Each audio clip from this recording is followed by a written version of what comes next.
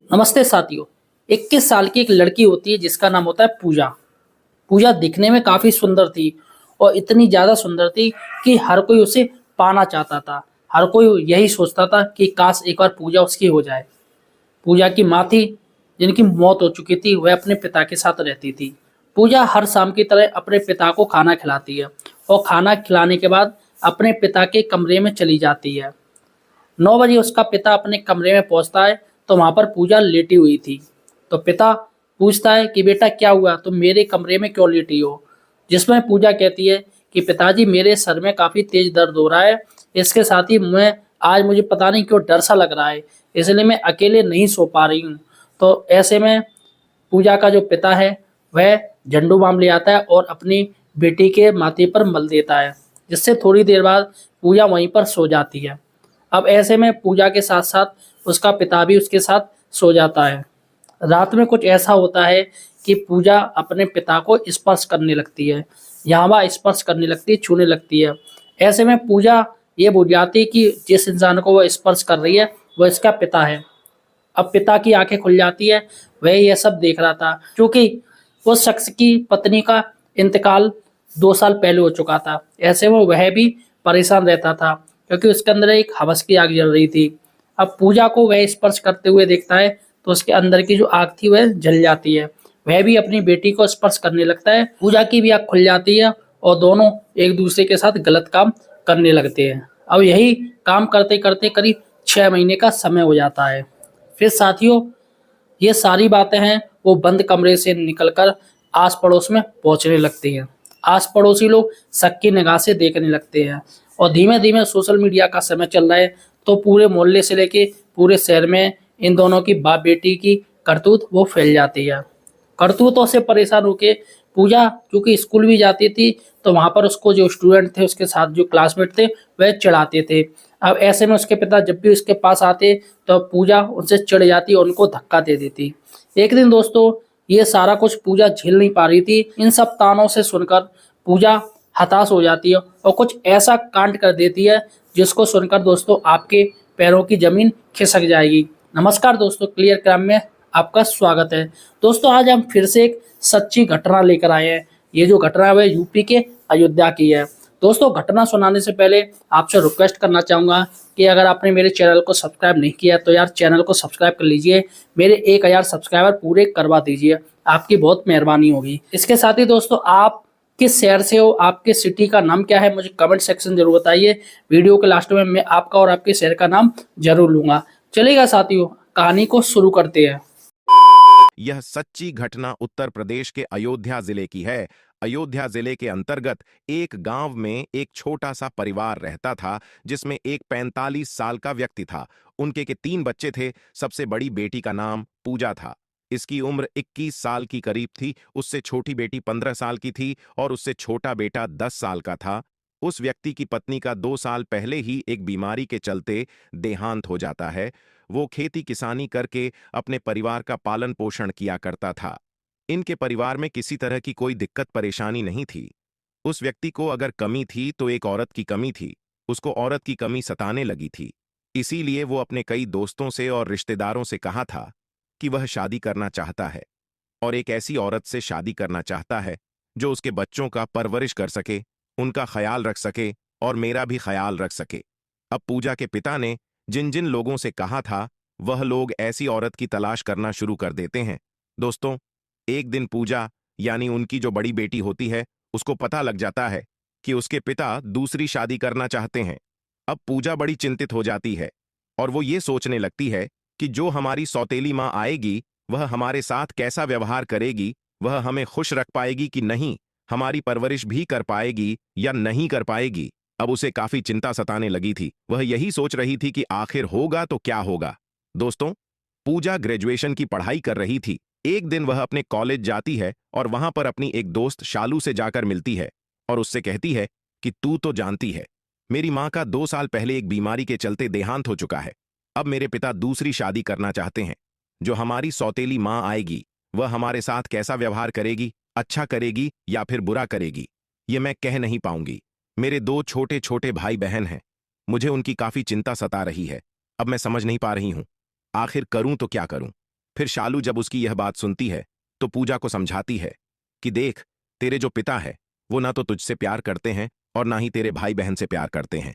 उनके मन में काम वासना जागी हुई है, वह सिर्फ औरत से प्यार करते हैं और इसीलिए वह दूसरी शादी करना चाहते हैं और अपनी काम वासना को शांत करना चाहते हैं। अब इसका एक ही रास्ता है कि तू अपने पिता के साथ संबंध बना ले। अगर तू ऐसा करने में कामयाब हो जाती है तो तेरे पिता दूसरी शादी नहीं करेंगे और उनकी काम वासना भी शांत हो जाएगी।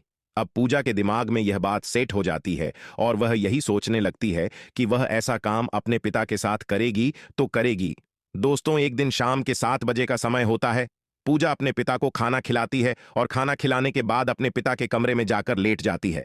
रात के 9 बजे के करीब उसके पिता अपने कमरे में सोने के लिए जाते हैं तो अपने बिस्तर पर अपनी बेटी को लेटा हुआ देखता है और उससे पूछने लगता है कि बेटा, क्या हुआ है? तुम्हारी तबीयत तो ठीक है? फिर पूजा अपने पिता से कहती है कि पिताजी, मेरी तबीयत खराब है, आज मुझे डर भी लग रहा है और आज मैं यहीं पर सोना चाहती हूं, आपके साथ सोना चाहती हूं। फिर उसके पिता कहते हैं कि ठीक है बेटा, कोई दिक्कत नहीं है, आप यहीं पर सो जाइए। फिर यह दोनों एक ही बिस्तर पर सो जाते हैं। दोस्तों, इस तरीके से आधी रात का समय गुजर जाता है। रात के 12 बजे के करीब पूजा अपने पिता को छूना शुरू कर देती है। धीरे धीरे उसके पिता की भी आंख खुल जाती है। अब पूजा यह भूल जाती है कि यह मेरे पिता हैं और उसके पिता यह भूल जाते हैं कि यह मेरी बेटी है। अब धीरे धीरे करके यह दोनों एक एक करके अपने कपड़े उतार देते हैं और पूरे निर्वस्त्र हो जाते हैं और थोड़ी देर के बाद एक दूसरे के साथ संबंध बनाने लगते हैं। दोस्तों, यह दोनों इस तरीके से संबंध बनाता है कि इन दोनों की खूबसूरत सिसकारियां पूरे रूम में गूंज रही थीं। अब लगभग 2-3 बार यह दोनों संबंध स्थापित करता है और जब थक जाता है तो वहीं लेट जाता है। अब दोस्तों, अगले दिन जब सुबह होती है, वह अपने पिता से कहीं ना कहीं नजरें नहीं मिला पा रही थी और जो उसके होता है वह भी अपनी बेटी से नजरें नहीं मिला पा रहा था। दोस्तों, अब इन दोनों को जब भी मौका मिलता था यह एक दूसरे के साथ संबंध बनाया करते थे। अब उसके पिता यह भूल चुका था कि वह दूसरी शादी करेगा क्योंकि उसे घर में ही अपनी बेटी के साथ वो चरम सुख मिल रहा था जो उसे चाहिए था। अब दोस्तों, इस तरीके से 3 महीने का समय गुजर जाता है। 3 महीने के बाद कहीं ना कहीं जो पूजा होती है वह प्रेग्नेंट हो जाती है। पूजा को जब पता चलता है कि वह प्रेग्नेंट हो गई है तो वो अपने पिता से कहती है कि पिताजी, मैं प्रेग्नेंट हो गई हूं, अगर इसके बारे में बाहर के लोगों को पता लगेगा तो हमारी इज्जत खराब हो जाएगी, हमारे मुंह पे लोग थूकेंगे, ना जाने लोग क्या क्या कहेंगे। अब उसके पिता को भी काफी टेंशन हो जाती है और वह यही सोचने लगता है कि आखिर क्या किया जाए।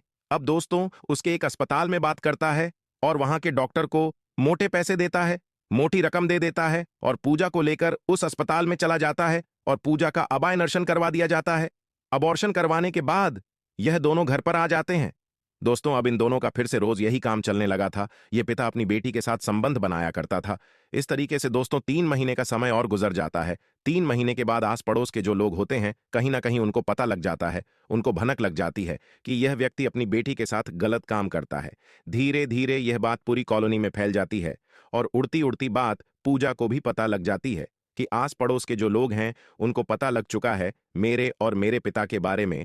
अब पूजा को काफी टेंशन सताने लगी थी, उसको काफी चिंता हो रही थी। वह सोच रही थी कि अब मेरे पिता की इज्जत खराब हो जाएगी, मेरी भी इज्जत खराब हो जाएगी, लोग हमारे ऊपर थू थू करेंगे। अब दोस्तों, पूजा एक गलत कदम उठाती है। पूजा अपने कमरे में जाती है और पंखे से लटक कर अपनी जान दे देती है।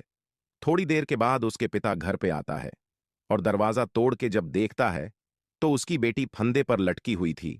उसके पिता यह सब देखकर रोने लगता है, चिल्लाने लगता है। उसकी चीख पुकार सुनकर आस पड़ोस के लोग वहां पर इकट्ठा हो जाते हैं। अब आस पड़ोस के लोगों को तो पता था कि यह व्यक्ति अपनी बेटी के साथ गलत काम करता था, इसीलिए वह पुलिस को बुला लेते हैं और थोड़ी देर के बाद पुलिस भी वहां पर पहुंच जाती है। फिर बॉडी का पंचनामा बनाया जाता है और उसको पोस्टमार्टम के लिए भेज दिया जाता है। अब पुलिस जो है इसकी मौत के बारे में गांव वालों से पता करती है तो लोग यही सच्चाई बताते हैं कि जो यह व्यक्ति है यह अपनी बेटी के साथ बलात्कार किया करता था। एक बार वह प्रेग्नेंट भी हुई थी लेकिन इन्होंने उसका बच्चा गिरा दिया था। अब पुलिस जो है पूजा के पिता को गिरफ्तार करके थाने लेकर आती है और उससे पूछताछ करने लगती है। फिर पूजा के पिता भी अपना जुर्म कबूल कर लेता है। फिर इसके ऊपर एक चार्जशीट बनाई जाती है और इसको अदालत में पेश किया जाता है और जो जज साहब होते हैं इसको आजीवन कारावास की सजा सुना दी जाती है। तो देखा दोस्तों, किस तरीके से पूजा बदनामी के डर से सहम जाती है और सुसाइड कर लेती है। अब ऐसे में पुलिस उसके पिता को गिरफ्तार कर लेती है। दोस्तों, ये कलंक है एक बेटी और एक बाप के रिश्ते में। मुझे लग रहा है ऐसा समाज में बिल्कुल भी नहीं होना चाहिए। अगर ऐसा कहीं हो रहा है तो उसका खुलकर विरोध करना चाहिए। दोस्तों, पूजा के पिता ने पूजा के साथ अपनी बेटी के साथ जो भी कुछ गलत किया, पुलिस ने उसकी सजा दे दी, कानून ने उसे सलाखों के पीछे पहुंचा दिया है। मेरा ये कहानी सुनाने का मकसद यही है कि समाज में जिस तरीके से कुरीतियां फैल रही हैं, लोग अपने रिश्ते भूलते आ रहे हैं, सगे रिश्तों को लात मार रहे हैं। दोस्तों, अतः आप सबसे रिक्वेस्ट करना चाहूँगा, इन सबसे बच के रहिएगा, अतः सजग रहिएगा और अलर्ट रहिएगा। आपका क्या कहना है मुझे कमेंट सेक्शन जरूर बताइएगा और चैनल को सब्सक्राइब कीजिएगा।